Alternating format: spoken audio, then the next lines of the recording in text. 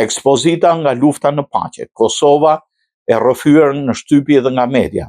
Një mbrëmje që premton reflektim dhe lidhje me rrënjët, komuniteti shqiptaro-amerikan i Illinois do të hap dyert në një ekspozitë multimediale unike për nderuar ditën e pavarësisë Kosovës. Artikujt arkivuar, fotografi të rralla, dokumente historike do sjellin për publikun tregimet e asaj periudhe.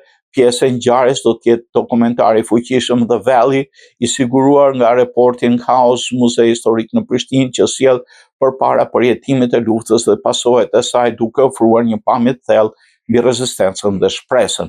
Ky event nuk është thjesht një ekspozitë, është një thirrje për reflektim mbi historinë, një mundësi për të nderuar sakrificat, një fest për identitetin shqiptar.